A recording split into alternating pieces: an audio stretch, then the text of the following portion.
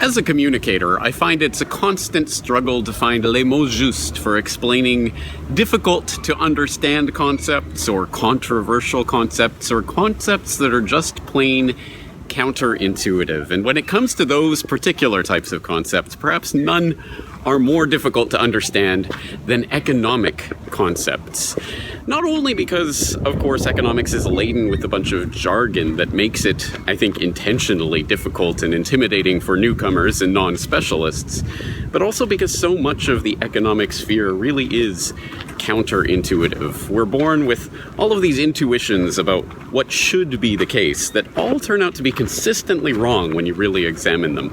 For example, the word economy itself, which of course comes from the Greek term for household management, makes it seem as if the economy is a thing that exists, that can and should be managed and directed and controlled by some central authority. Of course, that in and of itself is a fundamental misconception. And if you want to know more about that, I suggest you look into the term catallactics, and I've written an article about that in case you're interested.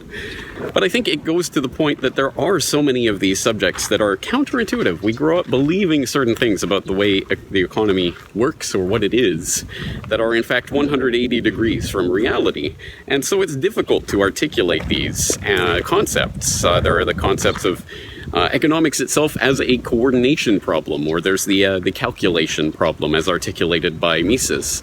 Or we could look at concepts like spontaneous order that I've talked about many times in the past that, again, are difficult to get across to people who are expecting everything to be managed and centrally planned.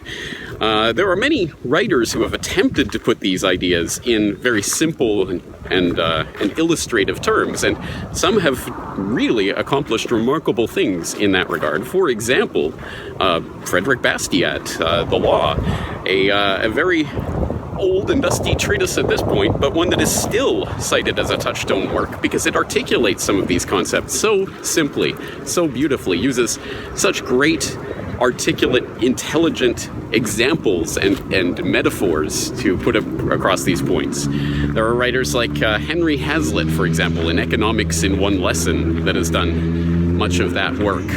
But perhaps there is no single, very easily readable piece that articulates a difficult and counterintuitive economic concept better than Leonard Read's I, Pencil. Yes, I, Pencil.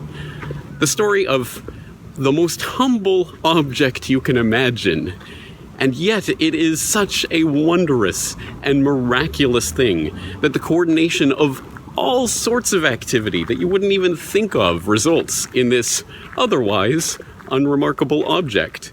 You have the collection of cedar in Oregon and graphite in Ceylon and Italian pumice and Mississippi clay and a bunch of other ingredients and the chemical reagents that are needed to vulcanize them and rubberize them and make them put on the labeling and on the pencil, and all of these different things that come together. And not only all of those things and all of the people who are collecting all of those items individually and transporting those items halfway around the world, but also all of the people who support all of those individual labors.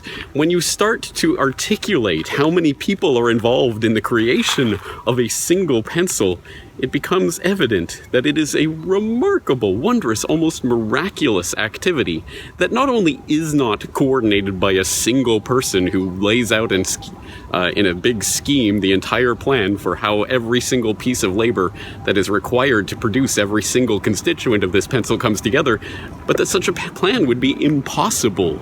It's a remarkable, wonderful essay, and it articulates that otherwise very counterintuitive and somewhat, well, controversial idea in a very simple way, and puts that idea into such context that it is undeniable. It's a beautiful, wonderful essay. I've talked about it before. I will, of course, throw the link in the show notes so that you can go and read it for yourself if you haven't yet done so, or you can listen to it or watch the video of it. But I'm going to try to go one better, because I'm going to give you economics in one visual.